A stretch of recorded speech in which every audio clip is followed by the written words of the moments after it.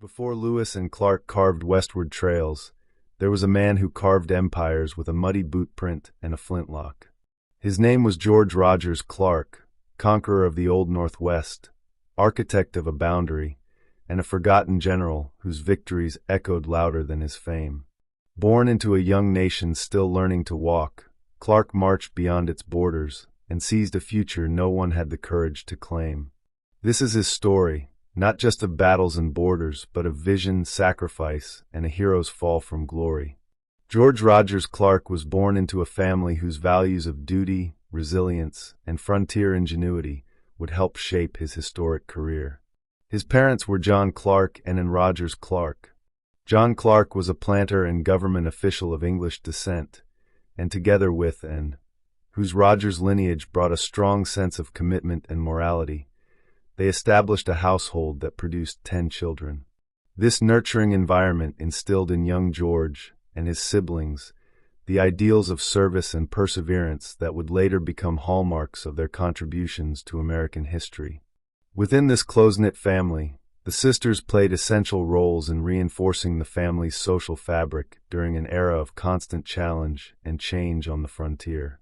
Among them was Ann Clark, later known as Ann Clark Gwathmey, whose dignified presence and resilience were emblematic of the family spirit. Also central were Lucy Clark Croghan, Elizabeth Clark Anderson, and Frances Eleanor Clark, often recorded with the married name Fitzhugh.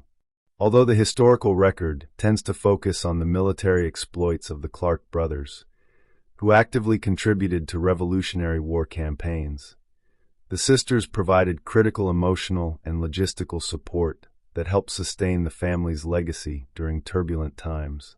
Their lives, often centered on managing the complexities of daily frontier existence and upholding family unity, contributed in their own right to the broad social and cultural foundations upon which early America was built.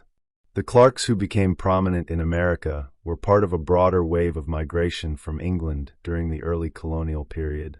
For many families of that era, including the Clarks, the New World represented a land of possibility where economic prospects, political self-determination, and religious freedom were within reach. In England, limited economic opportunities, population pressures, and entrenched social hierarchies created a climate in which venturing into the colonies promised a fresh start. Early ancestors like Joseph Clark, for example, left England around the 1630s with the hope of establishing a better life through access to abundant land and the chance to build thriving communities. In addition to the lure of economic opportunity, the migration was also significantly driven by the desire for personal and communal autonomy. Many in the Clark family were motivated by the prospect of practicing their beliefs and governing themselves in an environment that offered more freedom from the strictures of European religious and political life.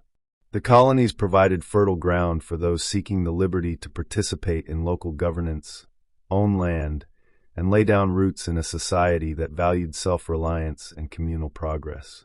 In this light, the journey of the early Clarks can be seen as emblematic of the aspirations of countless families who helped shape the democratic and pioneering spirit of early America. George Rogers Clark was a pivotal military leader during the American Revolutionary War, whose daring campaigns in the frontier profoundly influenced the future of the United States. Born on November 19, 1752, in Albemarle County, Virginia, Clark began his career as a surveyor, training that gave him a keen familiarity with the land and its challenges long before the conflict ignited. During the war, Clark led a series of bold raids that helped weaken British control in North America's western territories. His most famous exploits include the capture of Kaskaskia in 1778 and Vincennes in 1779.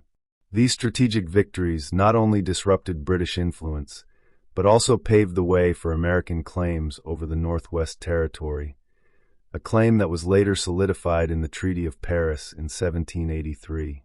His military successes earned him nicknames such as Conqueror of the Old Northwest and Washington of the West, reflecting both his tactical ingenuity and the far-reaching impact of his campaigns. Clark's leadership was deeply rooted in his understanding of frontier life. Having spent time in Kentucky and other unsettled areas, he was uniquely equipped to deal with the complex challenges of wilderness warfare. With a small but highly motivated force, he was able to leverage both diplomacy and military action, even forging alliances with local French-speaking inhabitants, which further undermined British influence in the region. His ability to operate in harsh, unfamiliar terrain stands as a testament to his resourcefulness and visionary approach to military strategy. George Rogers Clark's approach to warfare masterfully combined audacity, mobility, and strategic psychological maneuvers. His campaigns in the Illinois country showcased his aptitude for rapid movement. He led a force that maneuvered swiftly over 120 miles across challenging terrain to capture key outposts like Kaskaskia and Cahokia.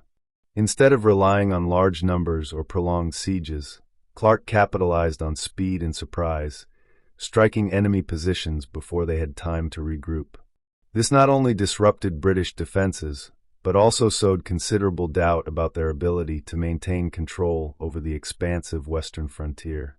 A critical element of his tactical success lay in his deep understanding of local dynamics. Clark cleverly integrated local French settlers, whose loyalties lay more with their own communities than with British authority, into his military plans. By doing so, he turned what might have been a logistical disadvantage into a strategic asset, leveraging local support to compensate for his relatively small numbers. This element of local diplomacy, blending military action with community engagement, significantly diminished British influence while simultaneously strengthening American claims in the region. From a geopolitical perspective, Clark's expeditions had long-lasting effects on the balance of power in North America. His victories not only destabilized British military posts in the West, but also laid the groundwork for the United States' subsequent claim over the Northwest Territory as formalized in the Treaty of Paris of 1783. His bold incursions effectively shifted British attention and resources away from the contested Western territories, forcing a re-evaluation of British and Allied native strategies. This repositioning directly contributed to the expansionist momentum that would later define America's westward growth and set a strategic blueprint for future military operations on the frontier.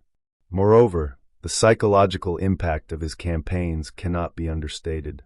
By developing a fierce reputation, often enhanced by acts of aggressive but calculated violence,